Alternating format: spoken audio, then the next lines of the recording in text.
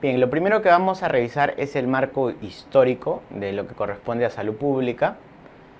Esta lámina es trascendental. En realidad esta lámina es la más importante. Es el más importante si es que queremos entender cómo es que se desarrolla salud pública, darle un sentido al capítulo, porque normalmente los que han revisado alguna vez, pues especialmente durante la carrera se van aprendiendo los conceptos de forma aislada y no le encontramos un sentido lógico, un orden en el cual hay que abordar el capítulo de estudio.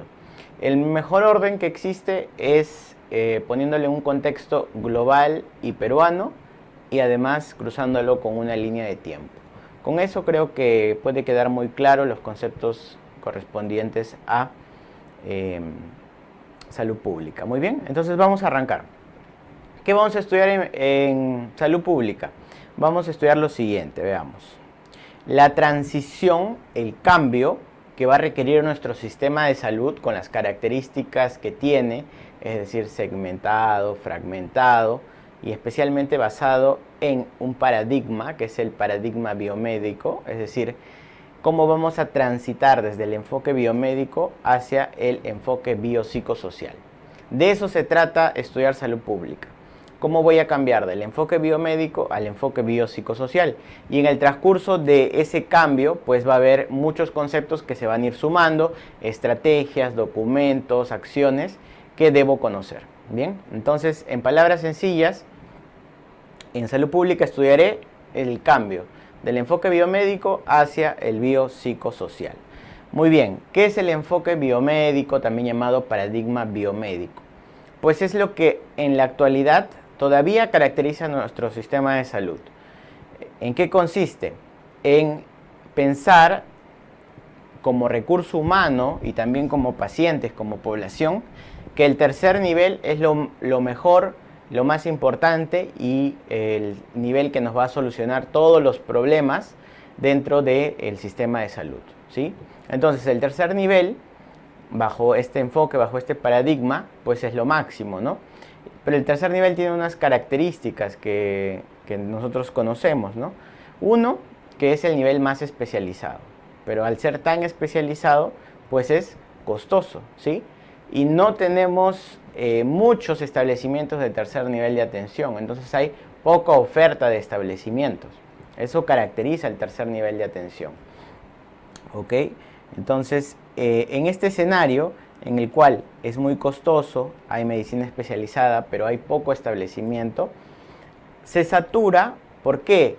Porque la población quiere atenderse aquí, ¿sí? La demanda, que justamente es lo que ustedes ven acá, urge por recibir las atenciones en este nivel de atención. Y por otra parte, ¿qué tenemos? Que el recurso humano, es decir, nosotros como médicos y en general los profesionales de la salud, pues también por una expectativa personal de capacitación, de aprendizaje, de superación o por cualquier tipo de motivación, va a acudir o va a ir al tercer nivel de atención y lo va a tener como foco principal de su escenario laboral. Entonces tenemos este enfoque que nos caracteriza en general como país, que queremos mucho del tercer nivel de atención. Sin embargo, ya se conoce, es conocido, ¿por qué? Porque hemos revisado la realidad de otros sistemas de salud a nivel mundial, que el primer nivel de atención, pero un primer nivel de atención real, verdadero, bien equipado, con accesibilidad, podría resolver el 80% de la carga de enfermedad de nuestro país. Y con eso, pues, la demanda de hecho disminuiría, ¿no? Entonces, el primer nivel, es decir, el enfoque biopsicosocial, donde nos vamos a enfocar especialmente en las atenciones de tipo preventivas promocionales, vendría a ser la solución. En la actualidad tenemos un primer nivel en nuestro país, pero que no está cumpliendo con la expectativa y con la demanda poblacional, ¿no? Por eso es que todavía nosotros continuamos con el enfoque biomédico. Listo. Entonces, este primer nivel, pues de hecho, no es tan especializado, es menos costoso, nos va a brindar atención general, ¿ok? pero lo bueno es que tenemos muchos establecimientos de primer nivel de atención, ¿no? Entonces, si estos realmente cumplirían con su función, fueran efectivos, estuvieran bien equipados, con buena dotación de recurso humano, pues la historia sería otra. Para poder hacer esa transición desde el enfoque biomédico hacia un enfoque biopsicosocial, existe una estrategia. Y esa estrategia tiene nombre propio y se llama atención primaria de la salud. Entonces, esta es una estrategia que ustedes deben recordar y deben reconocer. ¿Ya? Por lo tanto, aquí hay un primer aprendizaje y tal vez es cambiar un paradigma o un conocimiento previo, erróneo, tal vez adquirido en algún punto de la formación, en el cual reducen la atención primaria de la salud al primer nivel de atención. Entonces, este es un error frecuente, por lo tanto, anótalo acá. Atención primaria de la salud no es primer nivel de atención, ¿ya? Entonces, esto enciérralo y resáltalo, ¿sí? Atención primaria de la salud no es primer nivel de atención. La atención primaria de la salud se puede desplegar en los 3 niveles de atención, ¿sí? Tanto en el primero, en el segundo y en el tercer nivel de atención. ¿Qué implica, en resumen, esa estrategia transformadora del sistema de salud? Del cual vamos a hablar más adelante y vamos a desarrollar con un poco más de profundidad, ¿ya? Pero aquí el primer aprendizaje es ese, que atención primaria de la salud no es primer nivel de atención. Y ese error pues tiene un origen histórico que más tarde comentaré. Ya está. Ahora, ¿por qué en el país tenemos este enfoque biomédico? ¿Por qué estamos centrados en la medicina especializada, en el hospital grande, que quiero que me atienda ya no solo el especialista, sino el subespecialista, ¿no? Entonces llegamos incluso hasta ese nivel, ¿no?, de complejidad, ¿no? Imagínense tal vez una lesión en miembros superiores, ¿no? Deseo incluso que me vea ya no el traumatólogo, sino el cirujano de mano, ¿no? Entendiendo que estos especialistas están en poco número. Entonces, ¿a qué se debe que compartamos esa forma de pensar? Pues eso tiene un origen histórico, ya que nuestro sistema de salud no ha sido inventado aquí en el país, sino más bien es un sistema importado, ¿ok? Entonces, nuestro sistema pues ha sido tomado como ejemplo de Estados Unidos, ¿sí? Estados Unidos y el modelo que lideró durante muchos años durante la Guerra Fría. Entonces, ese modelo flexneriano clásico, del cual nosotros hemos convivido y actualmente estamos conviviendo, y en el cual pues nuestros maestros se han formado, nos obliga justamente a continuar con este enfoque biomédico. Pero en el transcurso del tiempo, la atención primaria de la salud pues nos hará migrar hacia un enfoque biopsicosocial, ¿no? Por lo menos eso es lo que persigue la salud pública y eso es la teoría y eso es lo que hay que llevarnos para poder responder con éxito las preguntas de examen. Entonces veamos el contexto histórico en el cual sucede todo esto, ¿ok? Antes de centrarnos específicamente en lo que ya había hablado y la Guerra Fría y todo esto, vámonos un poquito antes aquí a Perú, ¿sí? Y en Perú tenemos la década del 30. Entonces, en la década del 30, ¿y por qué nos remontamos hasta ese año? Porque aquí podemos encontrar incluso parte de los principios o las bases con la que 40 años después se formula la atención primaria de la salud. Entonces, en la década del 30 en nuestro país, en Perú, aparece un movimiento en la zona sur del país, ¿no? Específicamente en Puno, liderado por un médico peruano, que fue Manuel Núñez Butrón. Entonces, Manuel Núñez Butrón, ¿qué hizo? ¿Qué identificó? Recuerden que estamos en una época de terratenientes, de gamonales, donde la población principalmente era campesina y estaba al servicio de un patrón, ¿no? Entonces, estamos en ese contexto y en esa época. Entonces, el campesino, pues, aquejaba de diversos problemas de salud. Uno de ellos, era bastante común, eran los piojos, ¿no? 2, era el alcoholismo, ¿sí? Tenían también el alcoholismo, entre otras cosas, ¿no? Entonces, Manuel Núñez Butrón, ¿qué identifica? Identifica que hay un problema educativo principalmente y comienza a enseñar y crea escuelas, ¿sí? Y reúne gente que empieza a enseñar, a capacitar a esta población en cosas básicas, por ejemplo, el lavado de manos, bañarse, a quitarse los piojos, e incentiva y disminuye el consumo, mejor dicho, incentiva a dejar de consumir el alcohol, ¿ok? Y esto lo hace a través de voluntarios que se denominan riksharis, que eran personal que habían recibido o habían participado con servicio voluntario dentro del ejército, ¿no? Entonces tenían cierto conocimiento, pertenecían a la población, por lo tanto no existía esta barrera cultural y se les hacía más fácil pues comunicarse y transmitir lo que sabían hacia la población de esta zona del país. Bien, entonces ahí se genera este movimiento llamado riksharismo. ¿Enfocado en qué? En educar a la gente, en lavado de manos, en quitarse los piojos, en no consumir alcohol. Y este movimiento empezó a crecer, ¿no? Empezó incluso a generar problemas porque hubo un poco tal vez de rebeldía por parte de la población beneficiaria del movimiento rikshárico en contra pues de estos terratenientes gamonales, ¿no? El movimiento creció y creció tanto incluso que logró la publicación de una revista denominada Runa Sonko, ¿ok?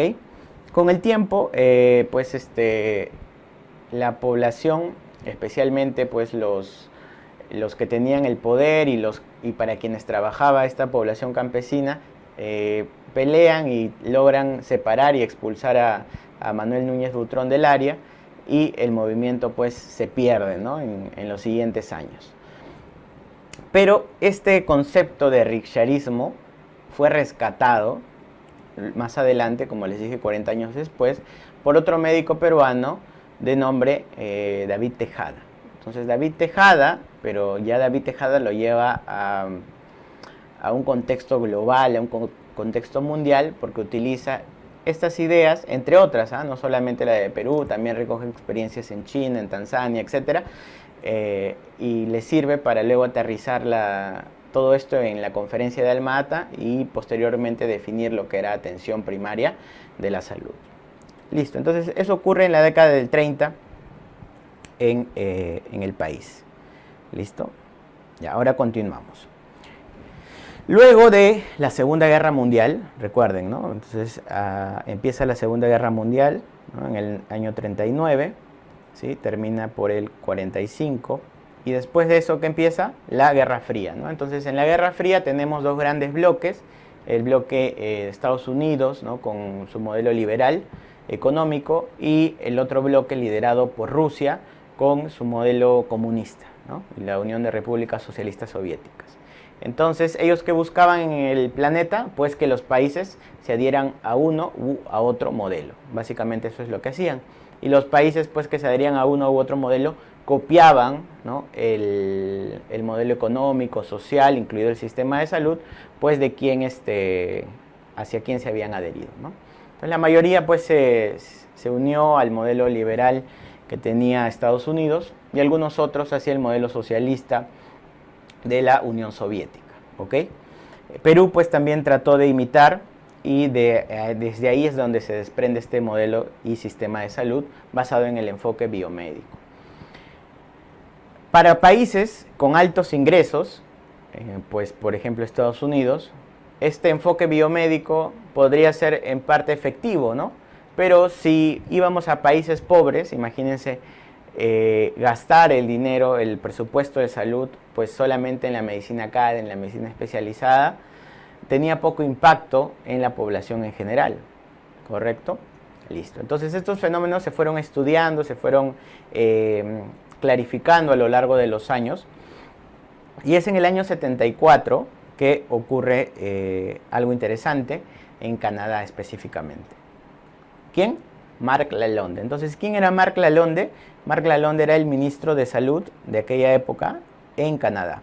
Entonces, no se olviden de Marc Lalonde, pregunta de examen muchas veces.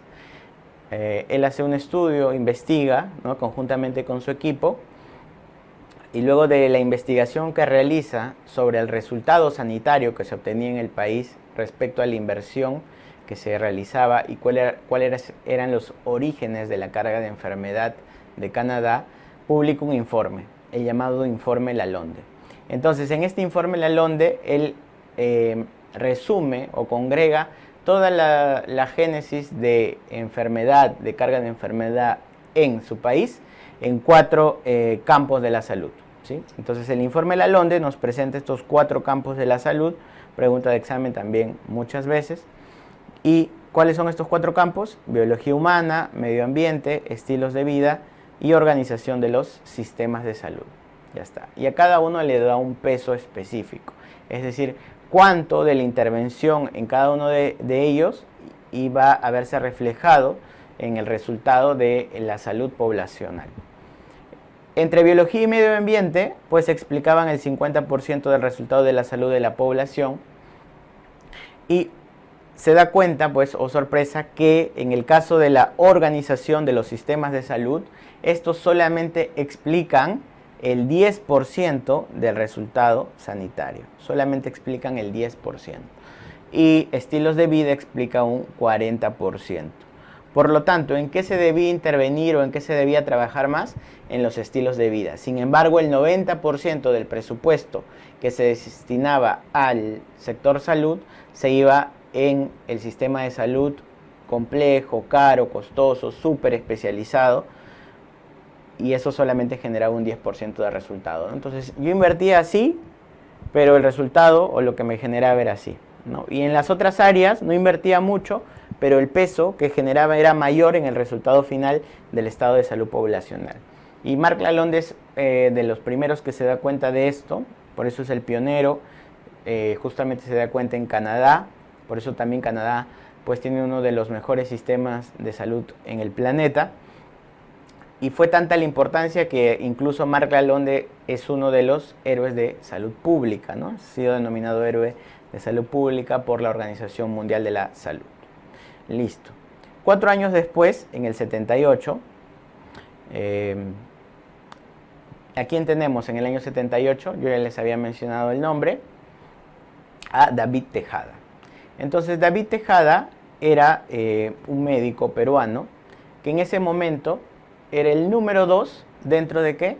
De la Organización de las Naciones Unidas. O sea, miren hasta dónde había escalado el médico peruano, ¿okay? David Tejada, que incluso fue ministro de Salud también en 2 ocasiones en nuestro país. Entonces estaba al más alto nivel. Y como les había comentado, pues ya había una corriente mundial en la cual, y había sido muy bien evidenciada por Marc Lalonde, se daba cuenta de que incluso invirtiendo mucho en la medicina especializada no impactaba tanto en el resultado final sanitario de las poblaciones. Y por el contrario, ¿no? David Tejada identifica que en muchos lugares, sin tanta inversión en lo que correspondía a la organización de sistemas de salud, como se conocen hasta ahora, ¿no? Complejos, muy especializados, con alto costo, sin tanta inversión ahí, se lograban resultados similares a aquellos donde se invertía mucho en el tercer nivel. Y ahí es pues donde recoge experiencia de varios lugares, ¿no? Como les dije, pues de China, de Tanzania, también recoge el caso de lo que había ocurrido en Perú hace décadas atrás, que comprendía el movimiento Rikshárico. Todas esas experiencias son recogidas, son analizadas, son estudiadas para ir generando el concepto de APS. Entonces el concepto de APS, ¿dónde nace? En la conferencia de Alma-Ata, no se olviden, ¿sí? Ahora, Alma-Ata pues es la conferencia cumbre, digamos, de la salud pública, y cada año se celebra el aniversario, ¿no? Ya está. Entonces Alma-Ata tiene más de 40 años. Pero para realizar esta reunión, y de eso también desprende el nombre Alma-Ata, Alma-Ata era una ciudad dentro de la Unión Soviética, ¿no? De una provincia de la Unión Soviética en ese momento, lo que ahora correspondería al país Kazajstán, ¿no? Ya en ese momento era parte de la Unión Soviética y Alma-Ata quedaba ahí. ¿Y por qué se realizó ahí la conferencia, no? Porque pues justamente esta ciudad develaba esos contrastes, incluso dentro del mismo modelo socialista, ¿no? Donde íbamos tal vez a la capital y encontrábamos gran tecnología, avances económicos, etcétera, pero en las provincias no se veía reflejado de esa forma, ¿no? Y además, ¿por qué se realizó ahí? Porque había disputas, ¿no? Entre China y Rusia por quién iba a liderar el modelo socialista a nivel global. Finalmente, por un tema económico, Rusia gana y se realiza la conferencia aquí. Pero en esta conferencia no solo participan países del bloque socialista, ¿no? Participan más de 190 países. Porque recuerden que lo estaba organizando ¿quién? La Organización de Naciones Unidas. Entonces lo estaban organizando ellos y pues todos participan, ¿no? Incluso pues vienen Estados Unidos, países liberales económicamente. Imagínense esa reunión, ¿no? ¿Cómo pones de acuerdo pues por un lado los de una ideología versus otra que es tan contraria? Y ahí estuvo pues la habilidad política de David Tejada, ¿no? En generar una definición de atención primaria en salud tan amplia, ¿sí? Porque cuando revisemos a detalle cómo se definió en la conferencia, pues fue tan amplia que los de un bloque lo leyeron y entendieron, a su parecer, que era atención primaria, y los del otro lado lo leyeron y también entendieron, a su parecer, y todos estuvieron de acuerdo, ¿sí? Por unanimidad se aprobó que atención primaria de la salud iba a ser una estrategia transformadora del sistema de salud y con todo lo que la definición incluía. Y además se puso una meta global que ya se había tratado en una conferencia previa de la Asamblea Mundial de Salud en el año 77, que era salud para todos. Entonces en la conferencia mundial se toma esa meta salud para todos, previa, que formulada un año antes, y nos dicen, ¿no? Bueno, implementando la atención primaria de la salud, para el año 2000 vamos a lograr que haya salud para todos, en todos los países del mundo. Y esa era la meta, ¿no? Entonces, en 22 años se iba a lograr eso. Era una meta ambiciosa que vamos a ver pues, que más adelante no se logró como tal, especialmente en la región de las Américas, ¿ok? Ya está. Entonces, ya sabes dónde nace Alma Ata, ya sabes que David Tejada fue súper importante y tuvo esa inteligencia y astucia de juntar a todos, ambos bloques, para ponerlos de acuerdo. Muy bien. Luego de esa conferencia, pues ya todo el mundo, todos se fueron, ¿no? Todos los representantes de países a llevar el nuevo credo, que era la atención primaria en salud, a sus respectivas naciones. ¿Y qué sucedió en el mundo? Años después, en el 86, nuevamente en Canadá, que se realiza la primera conferencia mundial de promoción de la salud. Entonces te das cuenta pues que Canadá es ¿no? Y sigue siendo el pionero en esta disrupción de lo que predominaba en la época. Y aquí fue la conferencia de Ottawa, ¿no? La primera conferencia mundial de promoción de la salud. Y en la actualidad se siguen realizando nuevas conferencias, ¿no? Pero esta es la primera, ya vamos por la número 9. Más adelante veremos en qué consiste la promoción de salud, que es diferente a la atención primaria, ojo. Ya está. Eso ocurría en el mundo, pero ¿qué ocurría en Perú? Estábamos ya implementando la atención primaria de la salud. Recuerden que esto ocurrió pues en el año 78. Luego, durante pues, los 80, ustedes saben que fueron años duros, ¿no? Tanto económicamente como socialmente, y no se pudo avanzar con lo que se tenía planeado de implementar esta estrategia de APS, ¿no? Especialmente entre el 85 y el 90, incluso Perú pues no pagó su deuda externa, nadie nos iba a prestar dinero, la hiperinflación, etc. Entonces llega la nueva década, ¿no? Y pues el tema económico se va resolviendo, ¿no? Perú nuevamente entra dentro de los países elegibles para recibir préstamos y donaciones por parte de organismos internacionales, por ejemplo el Banco Mundial, UNICEF también quería invertir en el Perú y querían pues que se implemente lo que corresponde a esta estrategia APS. Muy bien.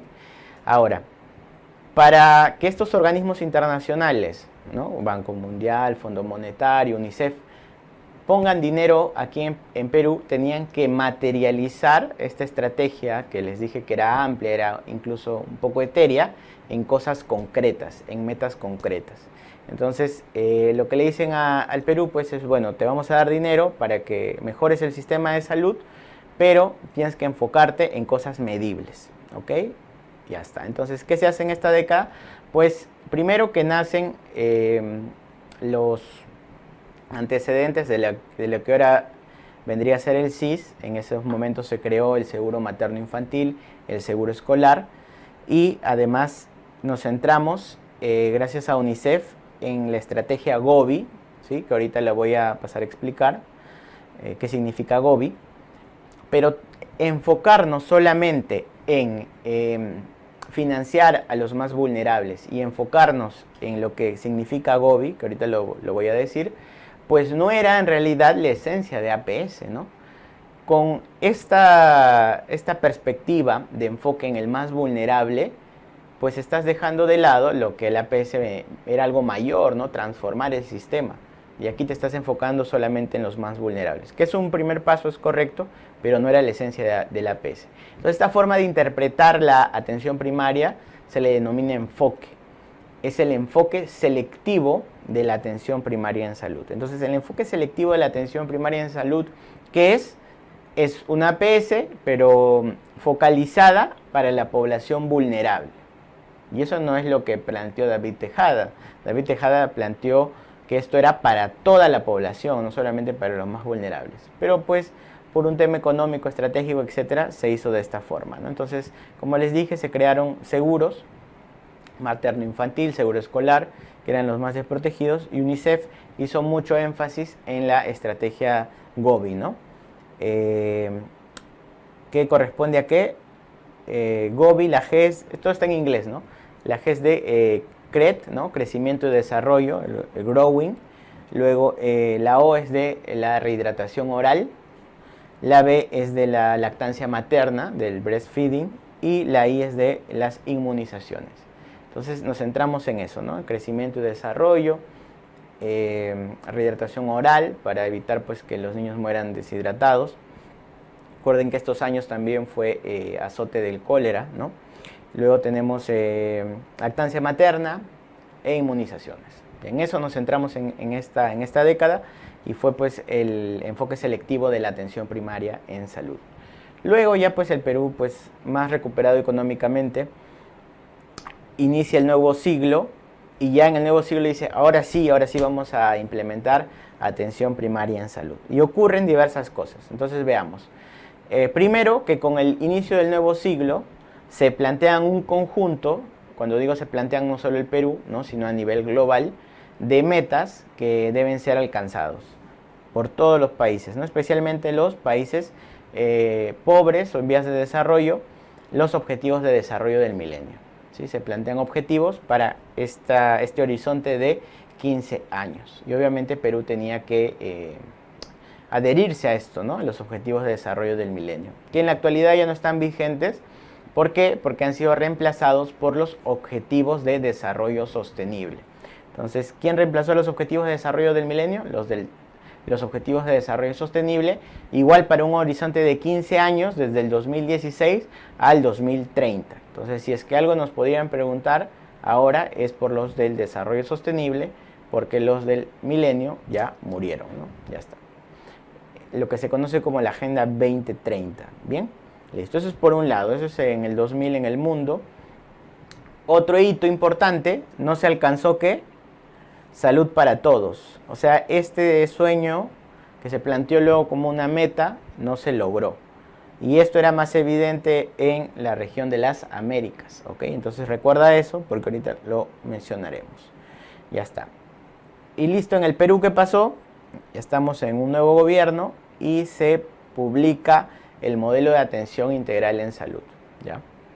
Modelo de atención integral en salud. Entonces, el modelo de atención integral en salud que iba a recoger los valores, las características, los enfoques de atención primaria en salud y se planteaba como el modelo a implementarse justamente para el cumplimiento de esta estrategia. El tema fue que uno estaba muy enfocado en atenciones individuales, ¿sí? Solamente en personas, entonces nos planteaba paquetes de atenciones por etapas de vida en las personas, estaba muy enfocado a lo prestacional propiamente, esa fue una debilidad. Dos, que no venía con un paquete de financiamiento grande, por lo cual pues su implementación no fue la óptima. Pero lo que sí nos dejó fue unas condiciones que debían implementarse en nuestro sistema. ¿Para qué? para que en los años siguientes pues realmente podamos adherirnos a la estrategia APS. Y dentro de ese conjunto de condiciones necesarias que debían de ocurrir en nuestro sistema de salud, pues son estas, ¿no? Uno, la descentralización. Entonces, ¿la descentralización ha ocurrido en el país? Sí. ¿Qué ha sucedido? Pues durante este gobierno que comenzó a soltar el poder, ya no se centralizaba solamente en Lima, en el Ejecutivo, sino ahora se iba a ¿dónde? A las regiones, con los gobiernos regionales. Entonces los gobiernos regionales pasan a tener poder político, poder económico y poder administrativo. Dentro del sector salud, pues ellos tienen el poder ahí y ahí están sus directores regionales de salud. Por lo tanto, la responsabilidad de los resultados en las regiones, no solo en salud, sino en diversas áreas, de quién depende de sus gobernadores regionales, ¿sí? Y ellos verán pues lo bien o mal que ejecuten el presupuesto el cual se les asigna, ¿no? Que muchas veces incluso es devuelto. Y hasta eso fue la descentralización. Si bien la descentralización ha tenido aciertos, también ha tenido desaciertos, ¿no? Lo segundo es, la segunda condición que planteaba el modelo es que se implemente el aseguramiento universal. Y por eso en el año 2009 se promulga una ley, la Ley de Aseguramiento Universal en Salud. Al inicio es decir, antes de la publicación de esta ley, solamente la mitad de los peruanos tenían algún tipo de seguro de salud. Y miren, desde el 2009 ya han pasado más de 10 años, ¿sí? Próximos a 15 años, a cumplirse desde la promulgación de la ley. ¿Qué ha sucedido? Pues de la mitad de peruanos que estaban con algún tipo de protección financiera, hemos escalado hasta el 98%. Entonces, ¿eso es una mejora significativa? Claro que sí. Que se puede seguir mejorando, que hay barreras de accesibilidad, también es cierto. Pero comparado a cómo estábamos antes, pues ha habido un avance notable. Y eso ha sido gracias al aseguramiento universal, que fue otra de las condiciones planteadas en el modelo. Y la tercera condición es el fortalecimiento del primer nivel de atención, que no se ha dado de forma efectiva, ¿no? Y todavía es una deuda pendiente. Si bien en número tenemos el primer nivel de atención en porcentaje, pues es el que domina, casi el 90% de establecimientos en el país son del primer nivel de atención. En capacidad resolutiva deja mucho que desear todavía. Muy bien, seguimos avanzando y ya está.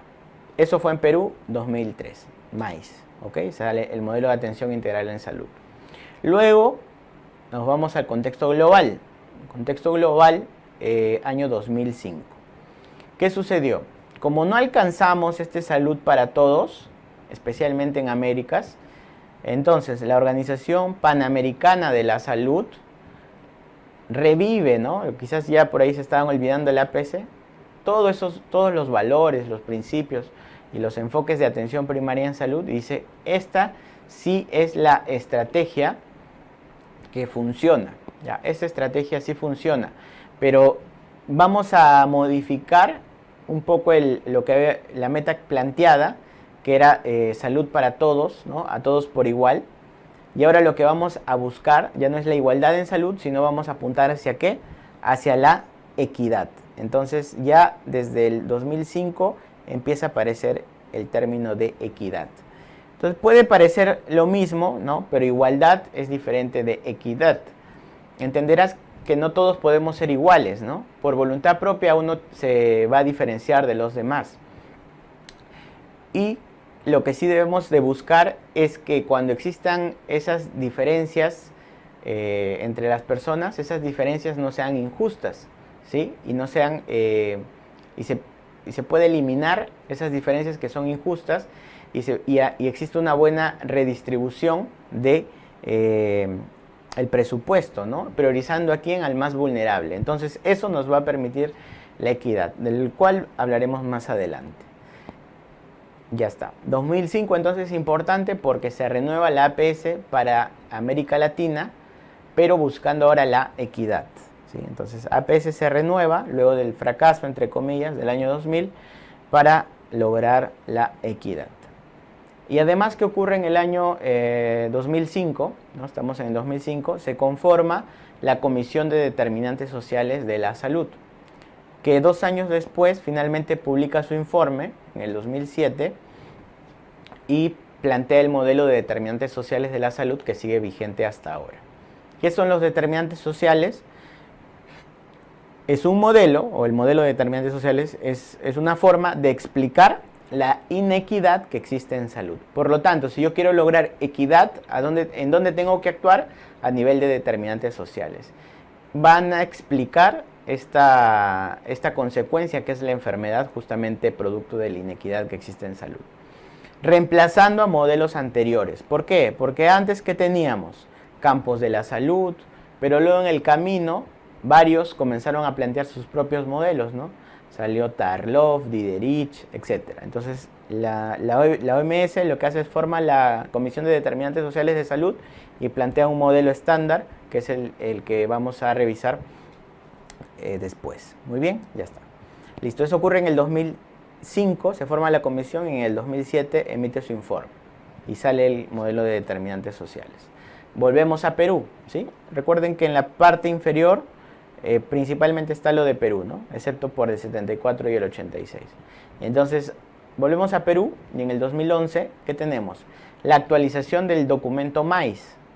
Recuerda que MAIS dice, hay que cumplir ciertas pautas para que podamos implementar APS, se van cumpliendo, descentralización, aseguramiento, y en el 2011 se renueva.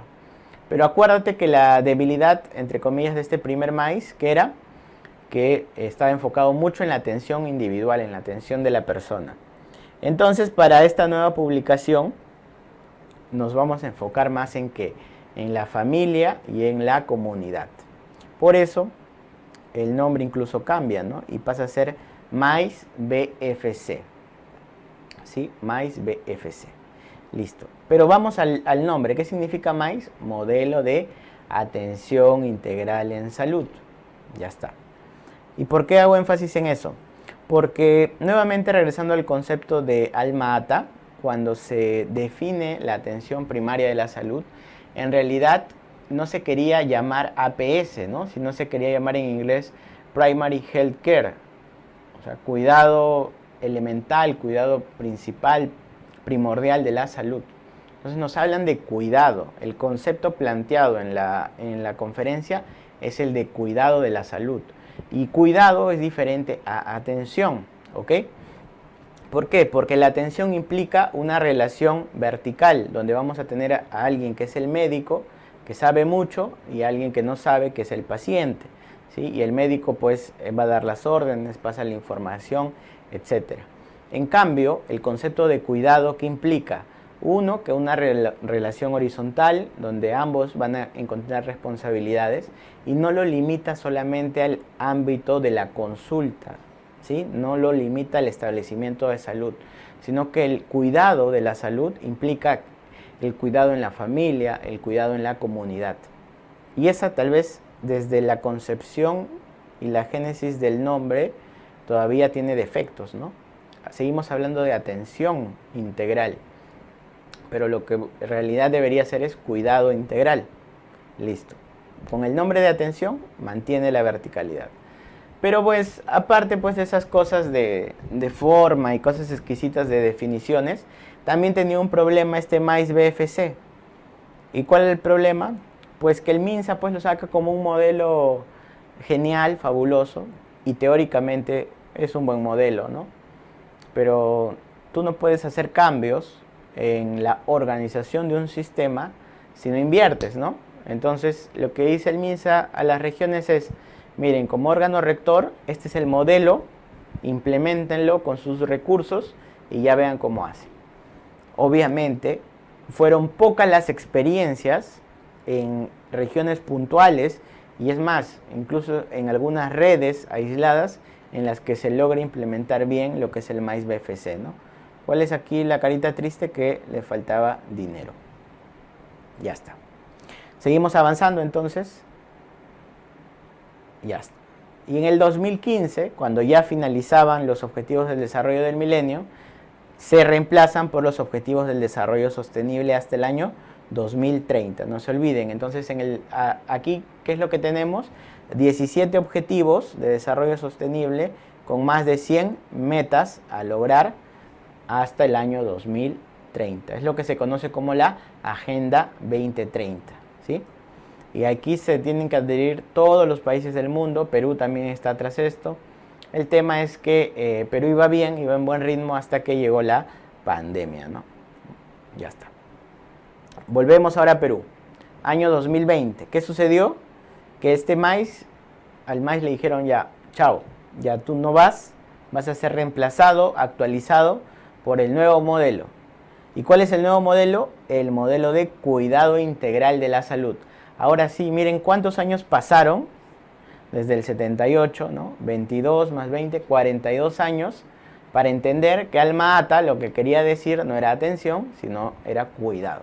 ¿Ok? Entonces ya en el 2020 se llama modelo de cuidado integral. Entonces el cuidado pues implica el cuidado individual, el cuidado en la familia, el cuidado en la comunidad. Y todos estos cuidados también están detallados dentro del documento. ¿Sí? Este es un documento publicado por el Ministerio.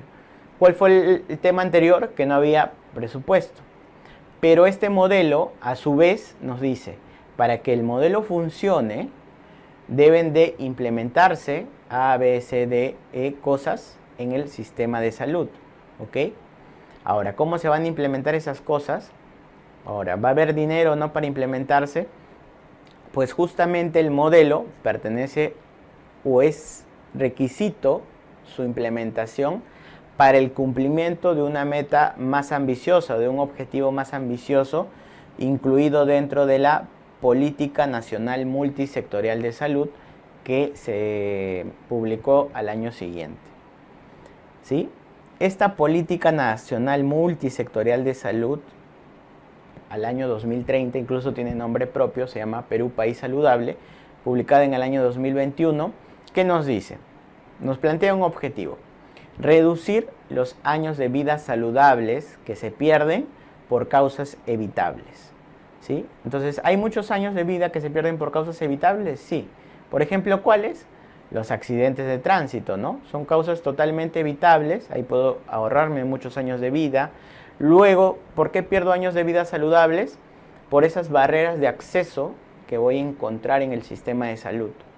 Por lo tanto, para yo lograr el objetivo de esta política, ¿sí? Para yo lograr ese objetivo, ojo, cuando el MINSA, acá está el MINSA, ¿no? Ya, el MINSA lidera, pero no es una política solo del MINSA, porque participan 13 ministerios. 13 ministerios están involucrados. Dicen, al año 2030 vamos a bajar en 5% las muertes por causas evitables. ¿Ok? Listo. Ese es el objetivo. Acuérdate cuando planificas, ¿no? Te pones un objetivo. Pero para lograr el objetivo, ¿qué tienes que cumplir? Objetivos específicos, actividades y tareas, etc. Dentro del plan de acción que hay que cumplir para lograr el objetivo final, está justamente implementación del modelo. Entonces, ahora sí, teóricamente ya hay un financiamiento que viene conjunto con la política para implementar el modelo. Es requisito la implementación del modelo para lograr el objetivo de bajar 5% las muertes evitables. Incluso la política hace un análisis económico y determina cuánto es el ahorro por implementar el modelo y cuánto va a ser el ahorro por lograr esas muertes, por evitar esas muertes, mejor dicho. Entonces, económicamente tiene un sustento. Al país le conviene más invertir en esto a que esas muertes ocurran. ¿Ok? Listo. Entonces, todo este es el contexto de lo que corresponde a salud pública. Muy bien. ¿Qué vamos a revisar en siguientes láminas? Pues vamos a revisar el desglose de cada uno de estos conceptos vistos de forma general. Muy bien. Ya está.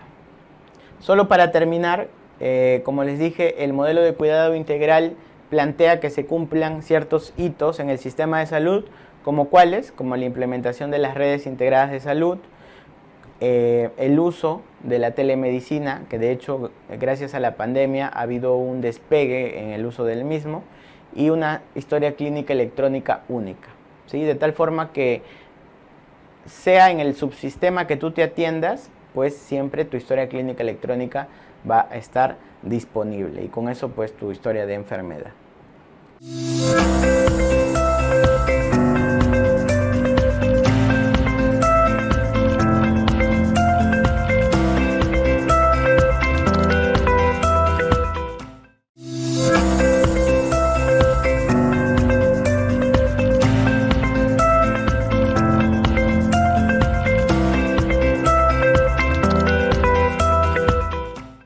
Muy bien, a continuación vamos a ver el proceso de salud de enfermedad, la definición de salud y cómo ha ido evolucionando la salud de enfermedad a lo largo de la historia.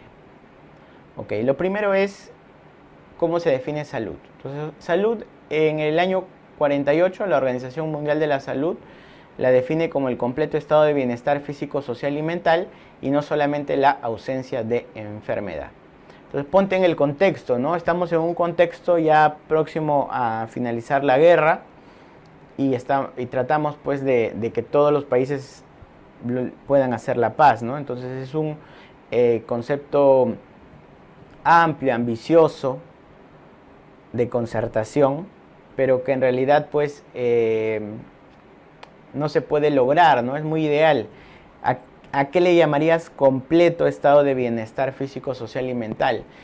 Entendiendo que en la vida del ser humano no es algo recto, ¿no? Sino es un conjunto de oscilaciones. Vas a encontrar gestantes y ahí te darás la pregunta. ¿Una gestante se sentirá en un completo estado de bienestar, ¿no? Por más que implique pues una alegría, la traída de la vida, etc. ¿Estará realmente en un completo estado de bienestar? Físico especialmente, pues hay muchos cambios fisiológicos en la gestación que probablemente no la coloquen en esta definición. Imagínate un anciano, entonces un anciano tiene cambios propios del envejecimiento. ¿Se encontrará en un completo estado de bienestar físico, social y mental? Pues que no esté en este completo estado de bienestar tampoco lo lleva hacia el otro extremo, que es la enfermedad, ¿correcto? Por lo tanto, en el año 85 la OMS quiere formular un concepto un poquito más realista y nos dice que salud viene a ser el máximo potencial personal que se puede lograr, y eso incluye pues dependiendo de la edad que tengas o alguna alteración fisiológica puntual que desarrolles, y que puedas responder de forma positiva a los retos del ambiente. Entonces es algo más real, ¿no? Que desarrolles tu máximo potencial y que respondas a los estresores que vas a encontrar en el ambiente. Sin embargo, es poco conocida esa definición y la mayoría pues conoce la primera, ¿no? El completo estado de bienestar físico, social y mental. Pues esto nos va a servir en breve para que veamos cómo es que ha migrado este concepto de salud de enfermedad y cuáles eran los conceptos que se tenía antes que podían recuperar la salud de la gente. Antes de eso, solamente recalcar que es salud pública, ¿no? Ya vimos que vamos a estudiar en salud pública, pero recuerden que salud pública es una respuesta social, ¿ok? Está institucionalizada a través del Ministerio de Salud y es multisectorial. Entonces participan el equipo de salud, pero también tienen que participar los otros ministerios, ¿ok? Por eso es multisectorial. ¿Cómo es esto? Ya está. Entonces, nuevamente, salud pública, ¿qué es? Una respuesta social, institucionalizada, multisectorial, que tiene como objetivo responder los problemas de salud de la comunidad. Entonces, el foco de estudio de la salud pública es la comunidad. Ojo, ten en cuenta eso. No es la salud individual, sino es la salud comunitaria. Entonces, para que encuentres tú una comunidad saludable, no solamente va a depender que tenga un buen establecimiento de salud, sino depende de muchas otras cosas. Por ejemplo, que tenga buenos caminos, ¿no? Buenas rutas de acceso. Y para eso, pues no tiene nada que ver el Ministerio de Salud, ¿no? Sino tendría que ver el Ministerio de Transporte. Que además tenga agua y desagüe. Entonces ahí está el Ministerio de Vivienda, ¿correcto? Que puedan tener acceso a la educación. Ahí está el Ministerio de Educación. Entonces, salud pública implica la participación necesaria de todos los sectores posibles en el país, liderados por el Ministerio de Salud, pero los demás también tienen que participar. Y el foco es la comunidad, resolver los problemas comunitarios. Por eso que la Política Nacional Multisectorial de Salud al año 2030 implica la participación de 13 ministerios. Muy bien.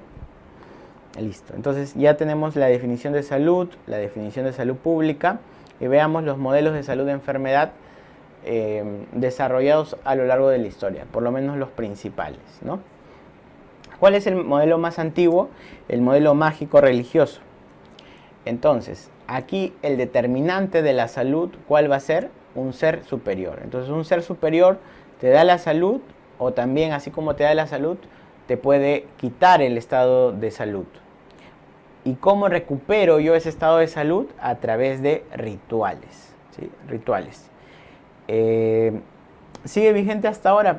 Claro, ¿no? Pero es un país, pues, bastante religioso, ¿no? Predomina la religión católica.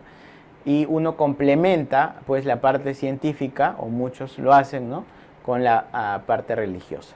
Entonces es un modelo que sigue vigente, pero que no es exclusivo, ¿no? Ya se complementa con la parte científica. Listo. Otro modelo, también muy famoso, es el modelo sanitarista, ¿no? Este modelo sanitarista que se da o se formula principalmente en Reino Unido, y cuyo exponente principal es John Snow, ¿no? ¿Sí? Que era un médico epidemiólogo. El determinante, ¿cuál es? Es la salubridad, la limpieza, ¿no? Luego se extiende por toda Europa. Entonces es increíble, ¿no? Que durante muchos años no se consideraba, pues, el aseo, la limpieza como un factor determinante para la buena salud. ¿Y cómo identifica eso John Snow? Pues identifica que mucha gente, ¿no? Cuando comenzó a estudiar el cólera, que la gente moría más en ciertas áreas donde tomaban agua de puntos o de pozos específicos, ¿no? Entonces, los que tomaban agua de pozos, entre comillas, contaminados, pues encontrábamos más casos de cólera alrededor, versus comparación geográfica con otras tomas de agua. Y es así que, pues, empieza el tema del aseo, de la limpieza, y se extiende por toda Europa, ¿no? Entonces, la clave para recuperar la salud en este momento se identificó que era la limpieza. Pues luego aparece el microscopio, y con ellos, pues, Pasteur, ¿no? Pasteur, pues, es el padre de este modelo biologista, y él identifica que, pues, dentro de esa sociedad que había estaban los microorganismos. Por lo tanto, ¿qué hay que hacer para no enfermar? Eliminar los microorganismos. Y muchos incluso nos hemos quedado todavía en esta idea, ¿no? En eliminar microorganismos para eliminar la enfermedad. Siguió avanzando los años, ¿no? Ya estamos en el siglo XX. En el siglo XX, más o menos a mitad del siglo XX, estamos en el modelo ecológico, ¿sí? Ya está. Modelo ecológico, tenemos representantes notables como Levy y Clark, que además plantean los niveles de prevención. Entonces nos hablan de una triada, ¿no? Huésped, ambiente y agente, ¿sí? Huésped, agente y ambiente. ¿Y qué nos dicen ellos? Pues que el agente, o hay que eliminar los agentes que no entren en contacto con los huéspedes o con el huésped, para que no se genere la enfermedad. ¿Y qué ocurre? Pues durante esta década, ¿no? Más o menos estamos por el 50, se desarrollan los antibióticos. Entonces, con el desarrollo de antibióticos se comienzan a eliminar los agentes causales, y la gente empieza a vivir más años. Entonces hay un despliegue, ¿no? Un despegue más bien, de la esperanza de vida, especialmente en los países desarrollados. Pero ese aumento en la esperanza de vida en la mayoría de la población, que se da, pues, con el uso de antibióticos y bajo la aplicación de este modelo ecológico, va de la mano ¿con qué? Con la aparición de enfermedades crónicas. Entonces cambian los estilos de vida, las infecciones empiezan a resolverse gracias al uso de antibióticos, y aparecen las enfermedades crónicas. Entonces, es con la aparición de enfermedades crónicas que la aplicación del modelo ecológico quedaba muy corto, muy limitado, y ya sabemos pues que aparece en la década del 70 el modelo de campos de la salud, donde identifica que los estilos de vida aportan un 40% del resultado sanitario poblacional. Y desde esta década en adelante, diversos teóricos van formulando su modelo de determinantes de salud, Tarlov, Diderich, etc. Hasta que la OMS en el 2005, ¿no?, forma la Comisión de Determinantes Sociales de la Salud, y 2 años después plantea el modelo de determinantes sociales de salud, ¿sí?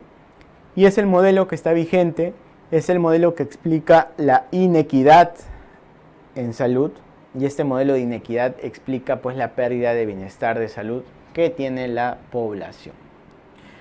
Ya está, listo, con eso hemos visto las definiciones de salud y los modelos de salud-enfermedad.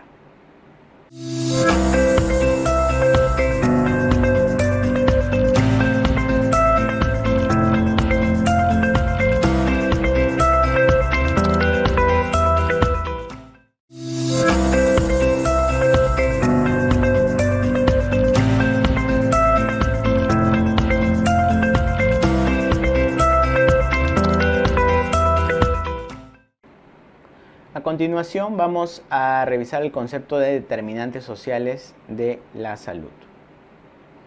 Listo, este tema es importante, nos han preguntado mucho en los últimos años, así hay que conocerlo, ¿no? Los determinantes sociales corresponden a un modelo desarrollado que nos va a explicar que el bienestar, el estado de salud, va a depender de ciertos determinantes, que son los determinantes estructurales más los determinantes intermediarios, ¿ok? Ojo, determinantes sociales de la salud es igual a determinantes estructurales más determinantes intermediarios. Ya está, eso es lo mínimo, lo más básico que debemos saber. Ya. Ahora, lo siguiente.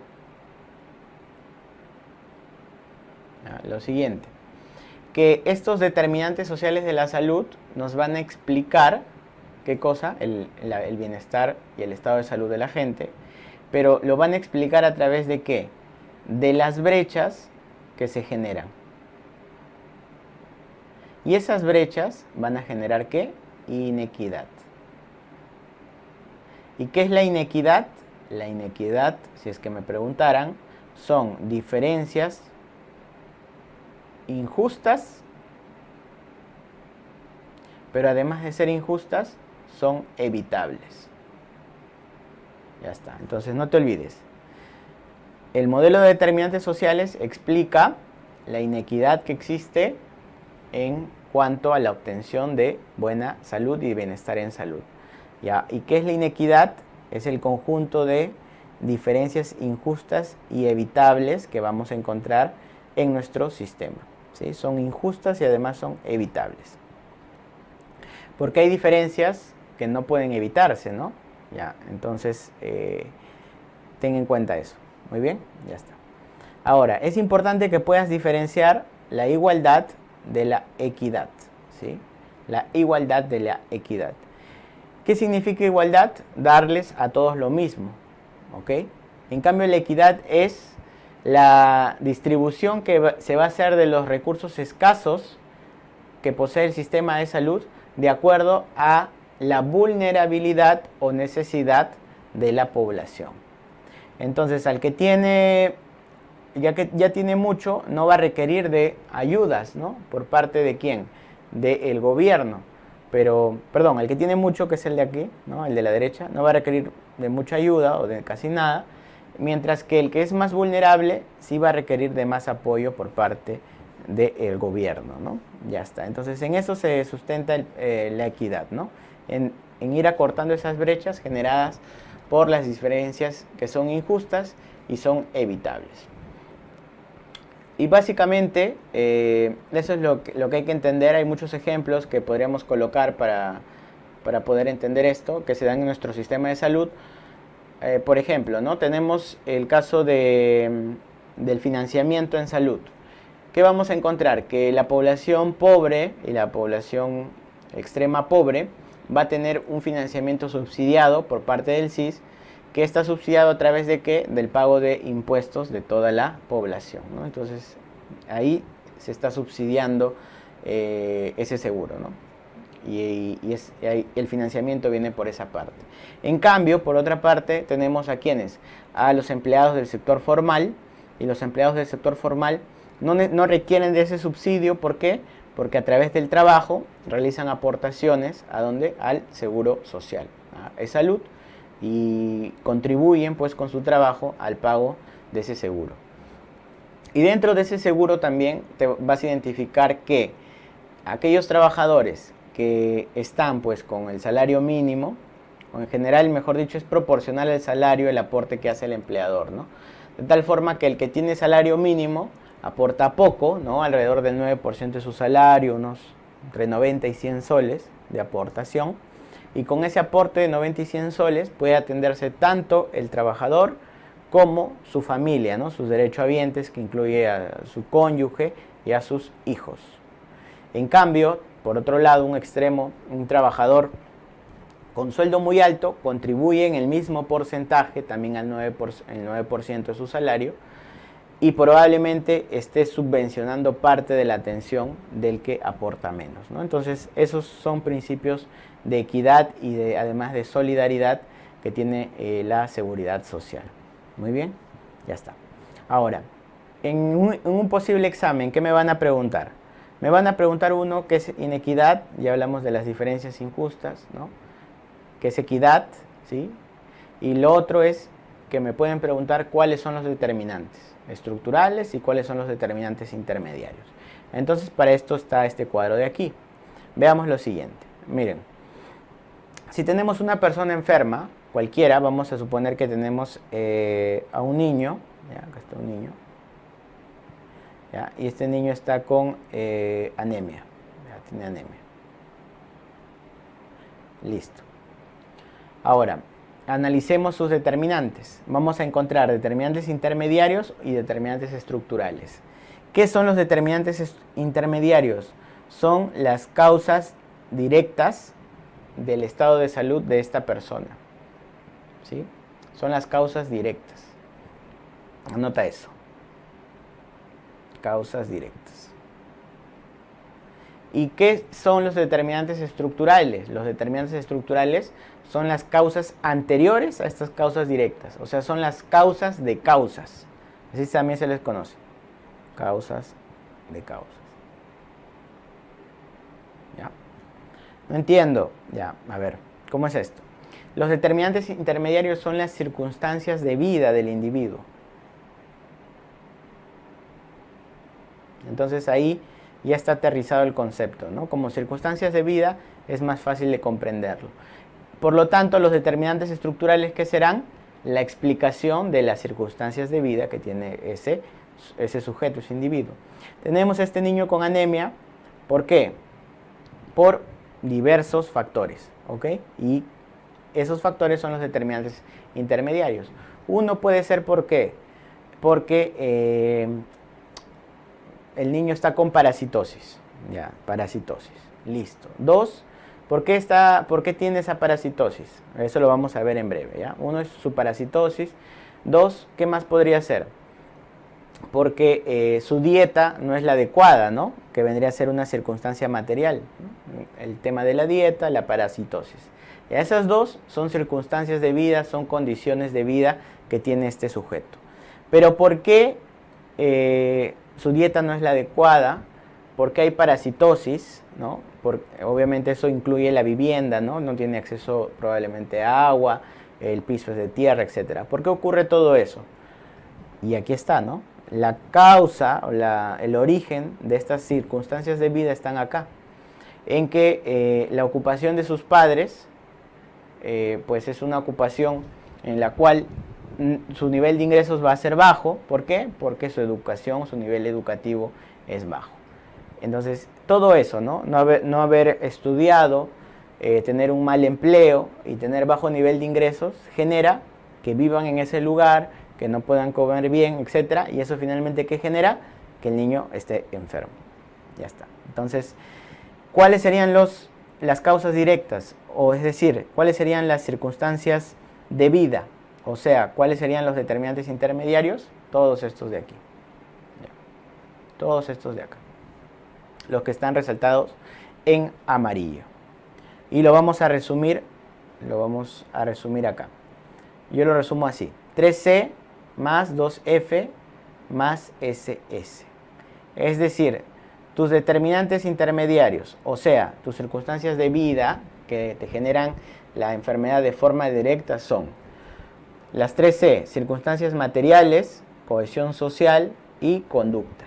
¿Qué más? Factor biológico, factor psicosocial. Y por último, el acceso al sistema de salud. Todo eso son los determinantes intermediarios. No te olvides, ¿ah? Acá está. Estos son 3C más 2F más SS. Otro ejemplo, imagínate a alguien que tiene obesidad. Listo. Factor biológico. ¿Hay factor biológico o no? Puede tener algún tipo de carga genética, supongamos. Factor psicosocial, persona ansiosa. Circunstancia material. Su alimentación es rica en carbohidratos nada más, porque está más barato, etc. Y encima eso va unido a su conducta, ¿no? Que pues le gusta comer ese tipo de comida rico en grasas y carbohidratos y baja en proteínas. Y cohesión social, su medio es igual también, está con sobrepeso, está con obesidad.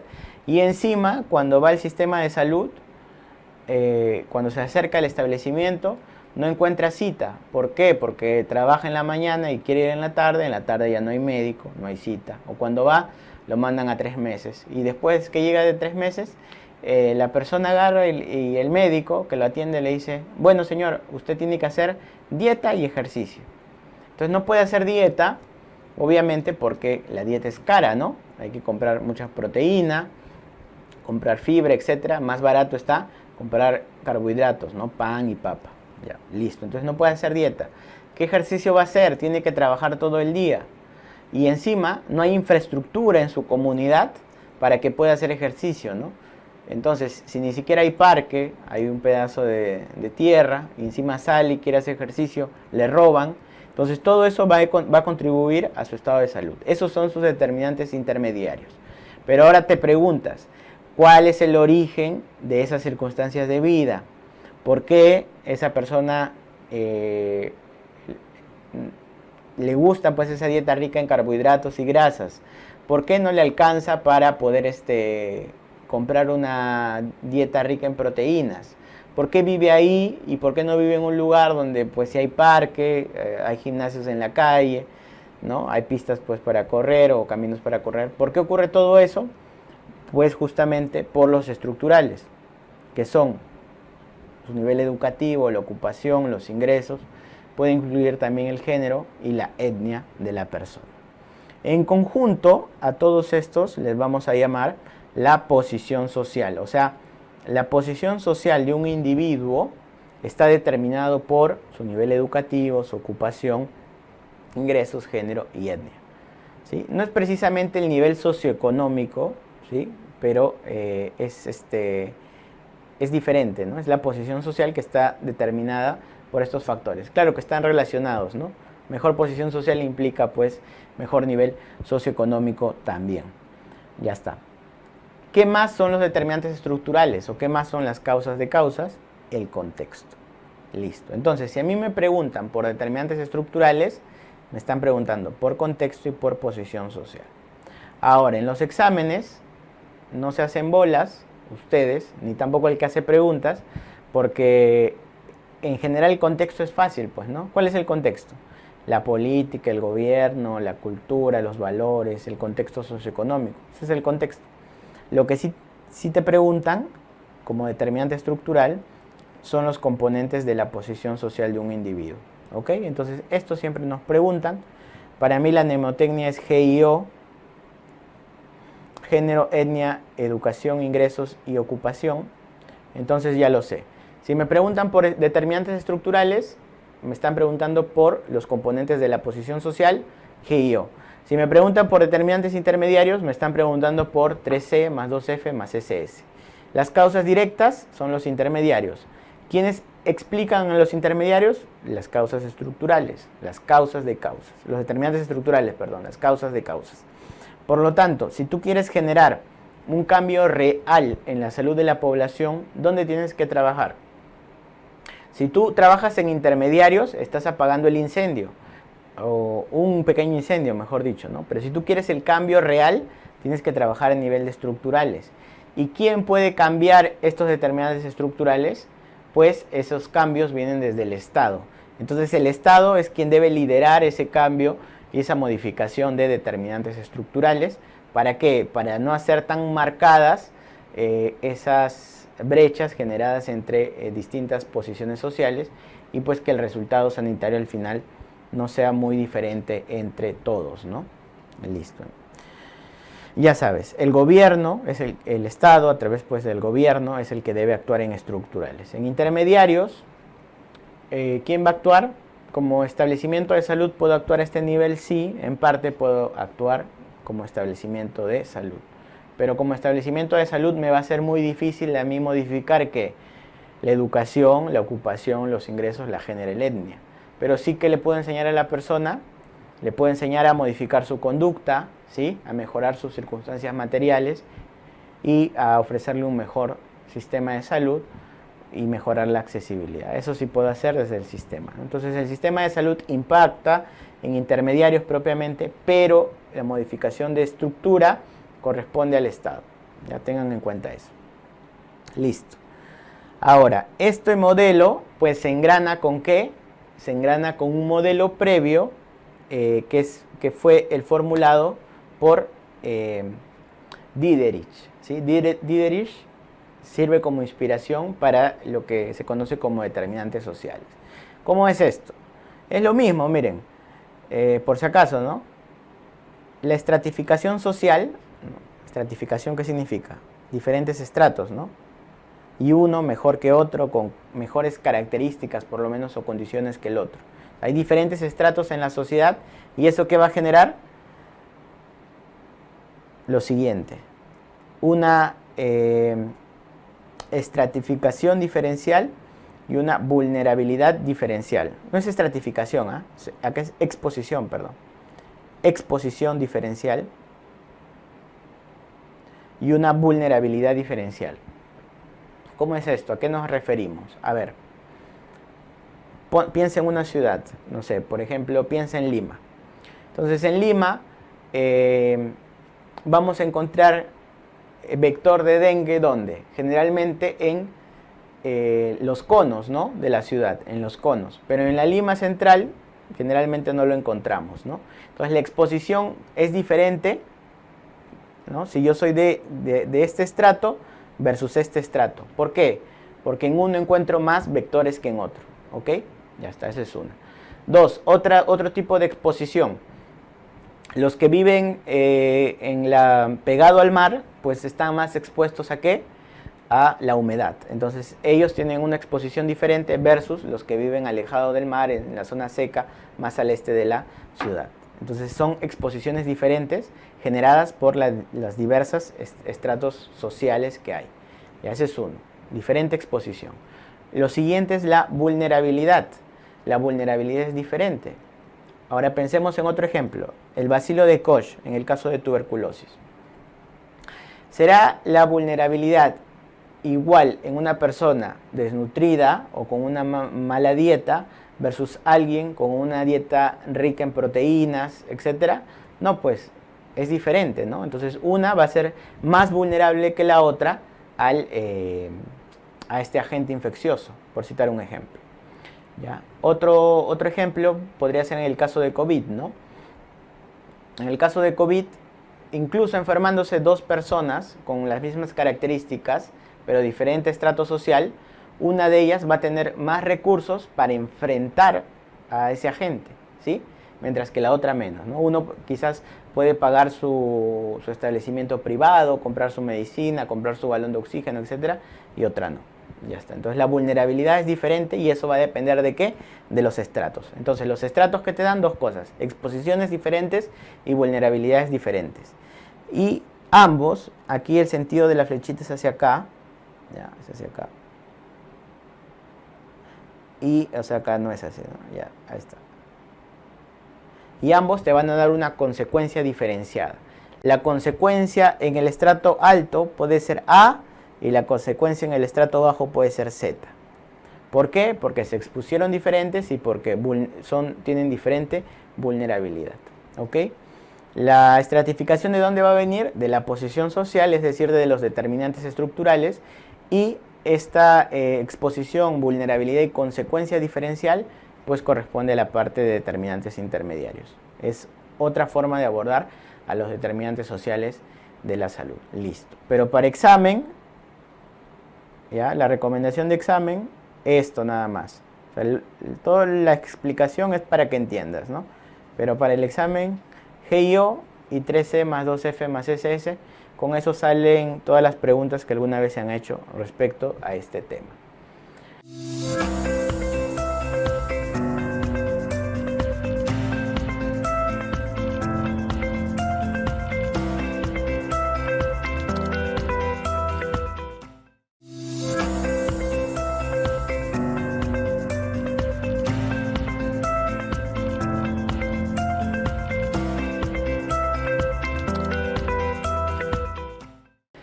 Bien, a continuación revisaremos el tema nuevas funciones esenciales de salud pública. ¿Listo? Entonces, ¿por qué se llama nuevas funciones esenciales? Porque se actualizaron hace un par de años, porque por muchos años tuvimos un conjunto de 11 funciones también, pero que a raíz de la pandemia, a raíz de la publicación de los objetivos del desarrollo sostenible, han tenido que ser actualizadas. Y estas son, ¿no? Estas son las 11 funciones que debemos de conocer respecto a ellas. Pues primero definamos, ¿no?, lo que es una función de salud pública o qué son las funciones esenciales de salud pública. ¿Sí? Vienen a ser un conjunto de acciones o de actos que tienen dos actores principales o dos participantes, dos lados. Por un lado vamos a tener a quién, al Estado, y por otro lado vamos a tener a la sociedad civil. Ya, ambos participan o son responsables del cumplimiento de las funciones de salud pública y van a tener un objetivo que es el mejorar el estado de salud de la población. Bien, básicamente en eso se resumen las funciones. Para esta actualización de las funciones esenciales de salud pública debemos conocer los pilares y las etapas de abordaje. Listo, entonces cuando nos pregunten por pilares, son 4 pilares que permiten la formulación de estas 11 funciones. ¿Cuáles son los pilares? Primero, la ética, ¿sí? El pilar ética, ¿a qué se refiere? Se refiere a que dentro de las funciones esenciales de salud pública debemos incorporar los derechos humanos, ¿ya? Entonces, aquí vamos a entender dentro del primer pilar que la salud es un derecho humano. Salud como derecho. Listo. Ya está. ¿Qué más debemos incorporar aquí? Dentro de la ética o los valores éticos. Que las funciones de salud pública nos deben apuntar, o mejor dicho, nos deben llevar a lograr la equidad. Ya está. Equidad y salud como derecho. Eso dentro del primer pilar. El segundo pilar es el de abordaje de determinantes sociales. Todas estas funciones me van a permitir acortar las brechas de determinantes sociales. El tercer pilar es la accesibilidad. Van a eliminar las barreras de accesibilidad. ¿Para qué? Para apuntar al logro de la cobertura universal en salud. Entonces, con una buena accesibilidad vamos a llegar a lo que se conoce como la CUS, la cobertura universal de salud. Y por último, la rectoría. ¿Quién va a ser el rector? La rectoría debe de venir desde el Estado. Y esta rectoría va a estar dirigida ¿hacia quién? Tanto hacia organismos públicos como hacia organismos privados. ¿Por qué? Porque esta función rectora, que en nuestro país pues, va a estar a cargo del MINSA, debe de congregar la participación, ya hemos dicho, ¿no?, de todas las diferentes organizaciones o niveles de gobierno a nivel nacional, es decir, también debe ser rector de ¿qué? De los gobiernos regionales, y Lo mismo para el sector privado, o sea, el sector privado se tiene que alinear al ejercicio de la rectoría por parte del Estado. Listo, esos son los 4 pilares. Valores éticos, salud es un derecho humano, la equidad, abordaje de determinantes sociales para el cierre de brechas, accesibilidad, eliminar las barreras para el logro de la cobertura universal y el ejercicio de la rectoría por parte del Estado. Ahora, las funciones de salud pública se han formulado en función de una metodología lógica, que es la metodología del desarrollo de una política pública. ¿Ok? Entonces, cuando yo desarrollo una política pública, voy a seguir 4 pasos. Voy a evaluar la realidad, tal como nos menciona acá. Voy a evaluar la realidad de mi sistema de salud y eso me va a permitir obtener datos, conocer el estado situacional, conocer la situación actual, conocer los problemas. Una vez que hice el análisis, evalué la realidad y conozco el problema, lo siguiente que debo hacer es formular las políticas, ¿sí? Formulo las políticas. La formulación de políticas es un proceso pues, que implica, 1, tener la información que obtenía en la evaluación y 2, implica además o se realiza en un ambiente de gabinete. Por lo tanto, queda en papel pues, esa formulación de políticas. Si yo simplemente la formulo, así como cuando formulé el modelo de atención integral en salud, y no le pongo los recursos, entonces no se va a cumplir. Por eso la tercera etapa en la formulación, en el desarrollo y en la implementación de una política es asignarle recursos. Esa es la tercera. Y por último, el acceso, ¿sí? ¿Para qué? Para que la población realmente pueda acceder a ella. Porque imagínense que tengamos el caso del aseguramiento universal, ¿no? Entonces, ¿qué evaluaron? Evaluaron que pues no todos tenían seguro, había una brecha del 50%, formularon en este caso la ley, se promulga en el 2009, se le asigna recursos a lo largo de los años, bien, ahora el 98% tiene algún tipo de protección financiera, pero todavía está pendiente el tema del acceso, ¿no? ¿De qué me sirve tener mi seguro si me voy a atender y me van de acá a citar en 3 meses, ¿no? Por poner un ejemplo? Entonces el acceso también debe de cumplirse, si no, no estaría cumpliendo todo el ciclo en la elaboración de una política. Entonces este es un ciclo con 4 etapas.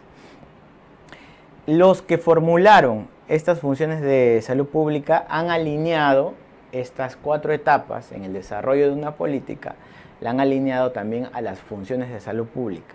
De tal forma que voy a encontrar lo siguiente.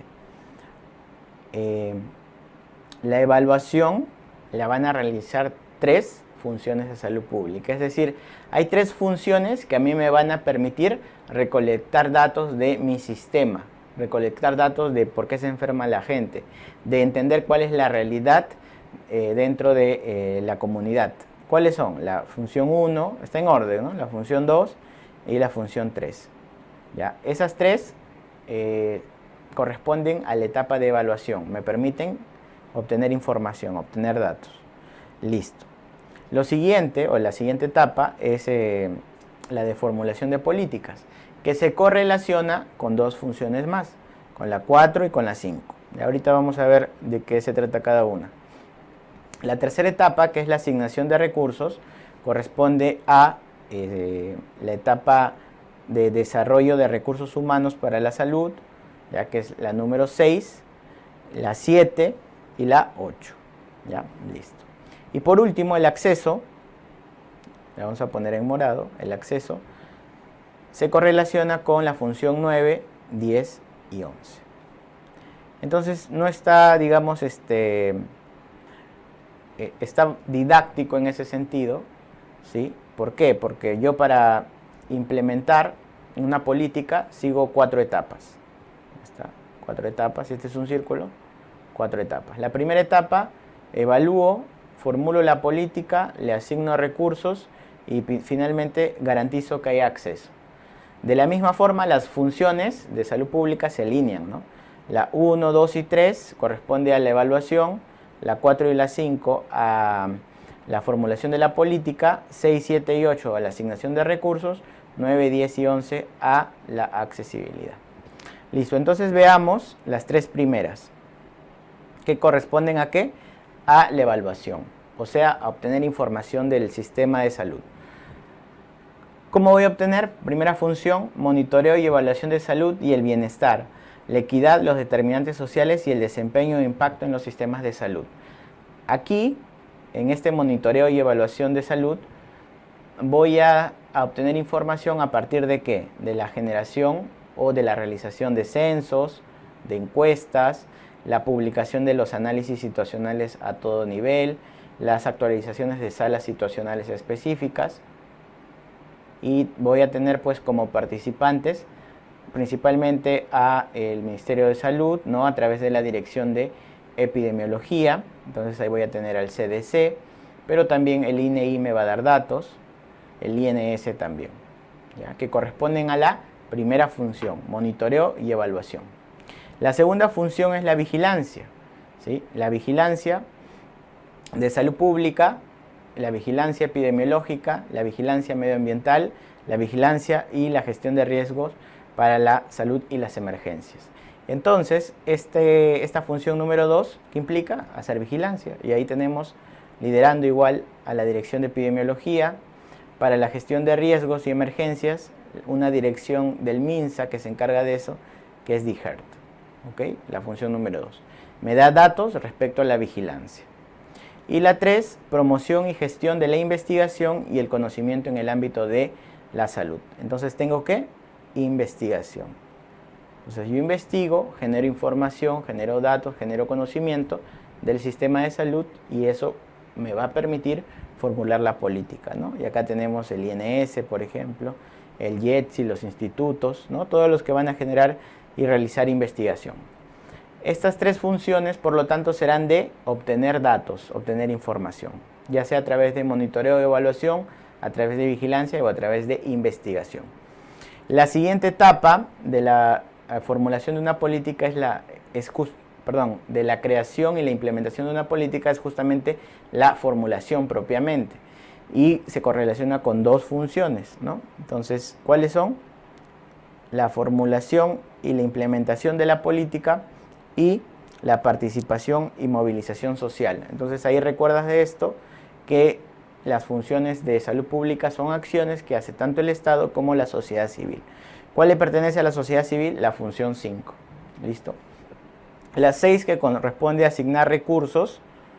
Asignar recursos. ¿Qué tenemos? Cuando hablamos de recursos en salud, recursos humanos, que es lo más importante, tenemos una dirección en el MINSA que se encarga justamente del manejo de recursos humanos. Luego, recursos materiales, ¿correcto? ¿Y dónde están los recursos materiales? Acá está, pues, medicamentos, tecnologías sanitarias. Esos son recursos materiales.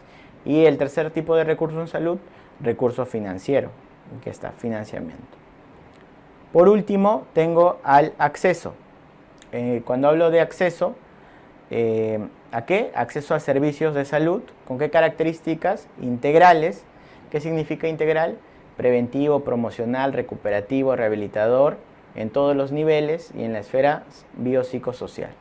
Y que sea de calidad, ¿sí? Ya está. Entonces, acceso a los servicios de salud, acceso a las intervenciones para reducir factores de riesgo y por último, gestión e intervención sobre ¿qué? Sobre determinantes de la salud.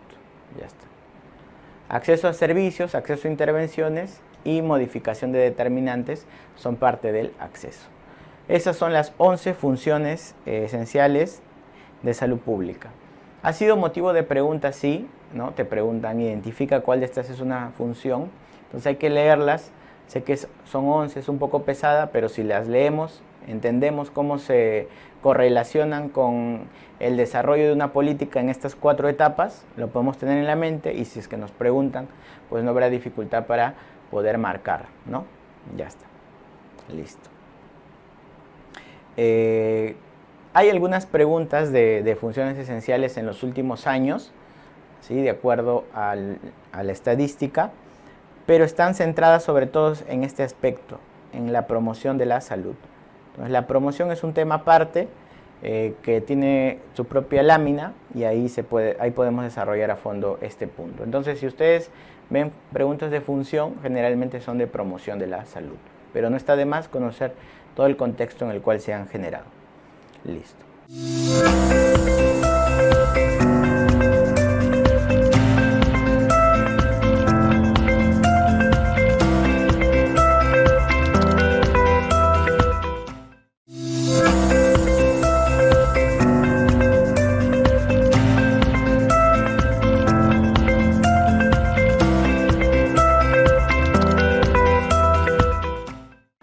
A continuación revisaremos el tema de demografía. Muy bien, en demografía, ¿qué hay que ver? Primero, definir lo que corresponde a demografía, ¿no? ¿Qué es la demografía? La demografía viene a ser una ciencia, ¿sí? Así la define la ONU, ¿no? La ONU la ha definido así, como una ciencia que estudia ¿a quién? A la población humana.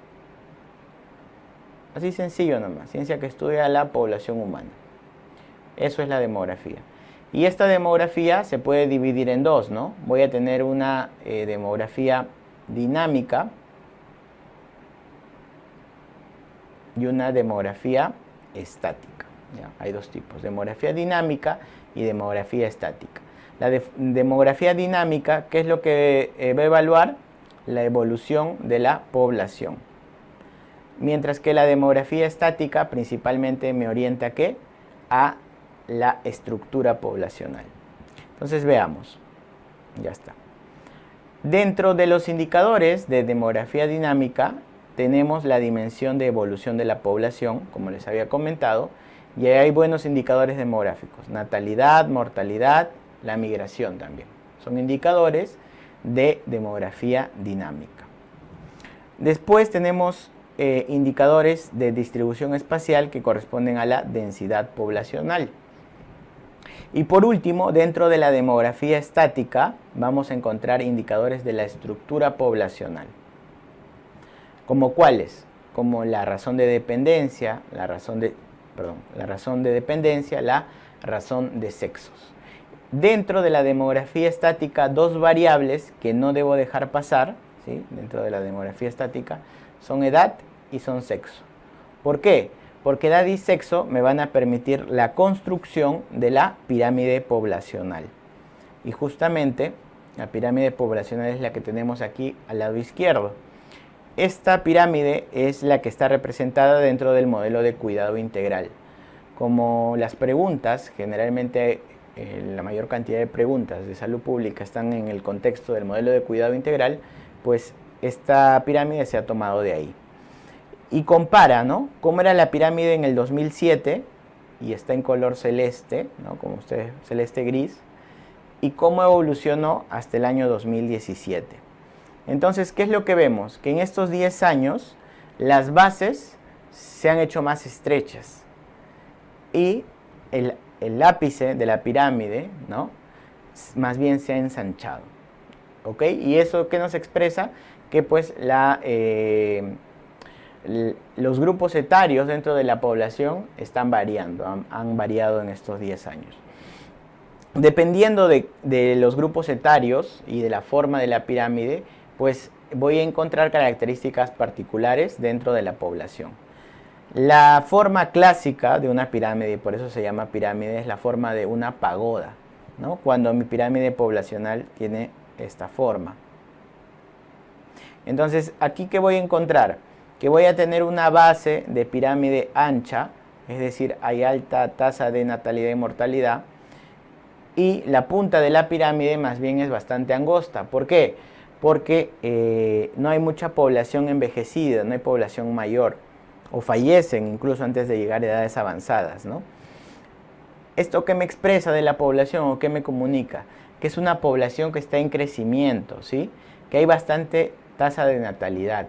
Pero además es característica de los países subdesarrollados o en vías de desarrollo. Por eso, mira la pirámide que está en color celeste, ¿no? Tenía la base más ancha que la que está encerrada en cuadros rojos, ¿no? ¿Por qué? Porque en el transcurso pues, del tiempo, ¿no? La natalidad ha disminuido, y la población sigue envejeciendo. Entonces estamos en una transición también en el país respecto a su economía, ¿no? Esta pirámide poblacional indirectamente también me expresa eso. Y con eso tenemos el segundo modelo de campana, de pirámide poblacional, que es el de campana. Entonces, en el de campana, ¿qué vamos a encontrar? Que la población joven, ¿sí?, es la que predomina y que poco a poco la base de la pirámide, ¿sí?, se va haciendo más angosta. Entonces nosotros estamos en una transición de pagoda hacia campana. ¿Y qué características tiene la población? Que tiene una pirámide poblacional con forma de campana, que se va a encontrar estacionaria. La tasa de crecimiento es cercana al 2, ¿sí?, al 2%, y el bono demográfico, mejor dicho, están en una situación de bono demográfico. ¿Qué significa el bono demográfico? El bono demográfico va de la mano con la razón de dependencia. ¿Y cómo lo voy a calcular? Pues voy a hacer una suma. ¿De qué? De la población que está entre 0 y 15 años, más la población que tiene de 65 a más años, entre la población que está entre 15 y 65 años. ¿Ya? Entonces hago esta operación y el valor que me salga, ¿sí?, ¿qué significa? ¿Qué me va a expresar? Me va a expresar la razón de dependencia. Vamos a suponer que me sale 80 como valor. Eso significa que por cada 100 personas que se encuentran en edad de trabajar, voy a tener 80 personas que dependen de esas 100, ¿sí? 80 son dependientes por cada 100 personas trabajando. Eso es lo que me expresa la razón de dependencia. Yo voy a estar en bono demográfico mientras más bajo sea ese valor. Y se ha calculado que para el caso del Perú, estamos actualmente en el bono demográfico, ¿no? ¿Por qué? Porque tenemos más población en edad de trabajar que población dependiente. Y el valor más bajo se va a alcanzar alrededor del año 2029, donde la razón de dependencia va a tener como valor 48. Es decir, vamos a tener 48 personas dependientes por cada 100 que están en edad de trabajar. Y eso es bueno, ¿no? Eso es bueno. Mientras más bajo el valor, es mejor, pero 48 va a ser el valor más bajo al que vamos a llegar, y de ahí va a ir subiendo conforme la población se va envejeciendo. Y eso significa que estamos en bono demográfico. Por eso avanzamos también como país. Y por último, vamos a encontrar pirámides con forma de bombillo. Es decir, que van a tener una base angosta, ¿sí?, un extremo superior, un ápice similar al tamaño de la base, ¿sí?, y la población en medio va a ser más o menos similar. Ya está. Es una pirámide en forma de foco, ¿no? ¿Y esto qué significa? Si mi base es muy angosta, que están haciendo poca gente, o sea, que ni siquiera estoy logrando reemplazar a los que fallecen. Por lo tanto, es una población con crecimiento poblacional negativo, que está en regresión. Y pues algunos países desarrollados están con la forma de la pirámide poblacional así, ¿no? Con tasas de crecimiento poblacional negativo, que incluso dependen de la migración. ¿Para qué? Para que sus tasas de crecimiento sean positivas, ¿no? Por eso hay algunos países o en ciertas regiones puntuales donde te dan facilidades para que tú te puedas mudar, ¿no?, para que migres hacia esos sitios en específico. Listo, eso es en cuanto a demografía. Lo último que nos falta ver de demografía corresponde a unos valores que son importantes revisarlos, ¿no? Ya está. Recuerdan que en el año 2000 se plantean los objetivos de desarrollo del milenio, ¿sí? Se plantearon los objetivos, y que luego, ¿no?, cuando terminaron en el año 2015 se plantean los objetivos de desarrollo sostenible. Ya está. Dentro pues de tanto de los objetivos de desarrollo del milenio y los sostenibles, teníamos metas relacionadas al área de la salud. Y veamos cómo el cumplimiento o el seguimiento por lo menos de estos objetivos nos ha permitido mejorar algunos indicadores. Respecto a la expectativa de vida, pues hemos pasado de 70 años a 76.7 años, ¿en cuanto? En casi 20 años, ¿no? Y obviamente las mujeres han ganado, las mujeres han ganado más años de vida, ¿no? Acá hay que corregir el valor, ¿no? Este es el correcto en la actualidad, 74.1 y 79.5. Es la expectativa actual por hombres y por mujeres, ¿no? El promedio en el año 2000 era 70 y ahora es 76.7, más 6.7 años. Listo. Luego, en mortalidad infantil también ha habido una mejora, ¿no? Miren, en la actualidad estamos en 15 y estábamos en ¿cuánto? En 30. ¿Ya?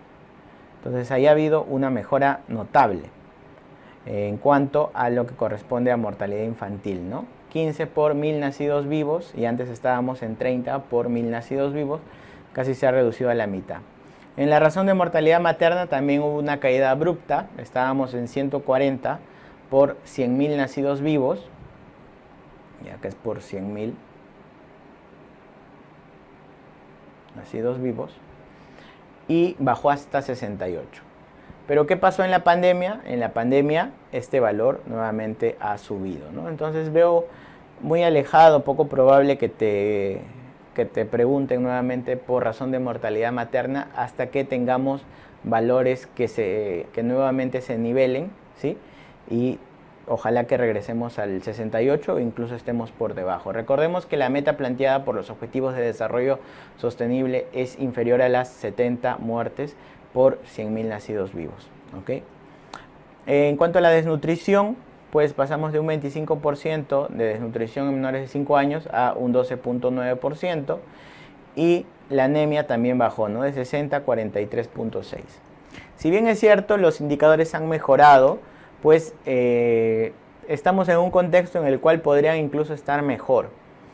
Hasta antes de la pandemia existía toda la voluntad por parte del Perú de ingresar a los países de la OCDE, ¿no? De la OCDE, donde el único que había ingresado aquí en la región era Chile, ¿no? Entonces, el grupo de países de la OCDE corresponde a los países con más altos ingresos en el mundo, pero para pertenecer, pues tienes que cumplir una serie de requisitos, ¿no? Entre ellos, mejorar tus indicadores sanitarios.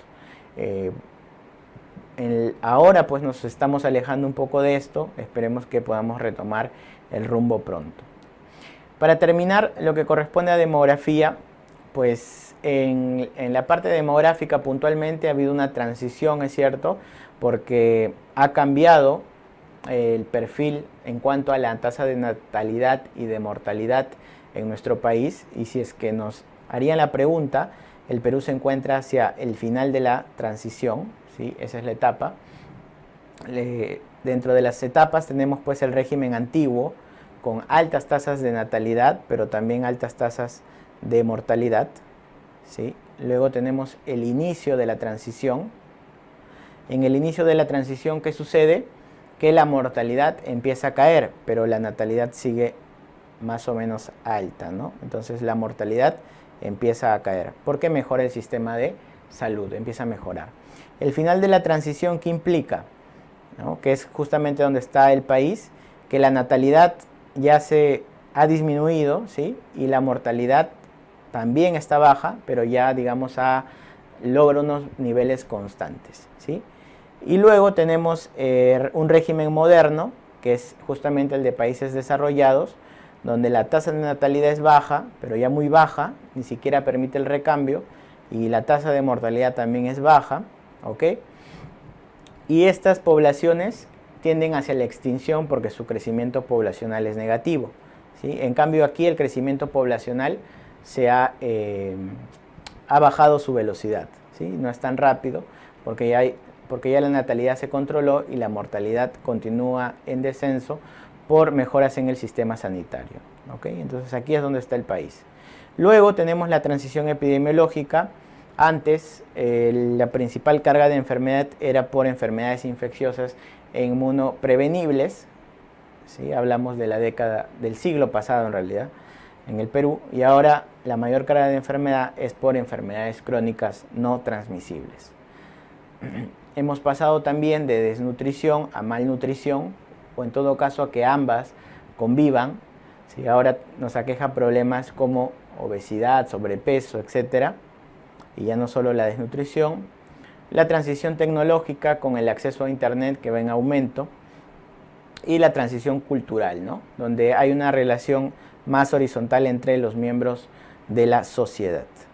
Estas son todas las transiciones a las que se ha sometido la población. No olviden la demográfica, porque además ha sido motivo de pregunta en qué etapa nos encontramos, es el final de la transición. Y respecto al perfil epidemiológico, que actualmente predominan las enfermedades crónicas no transmisibles.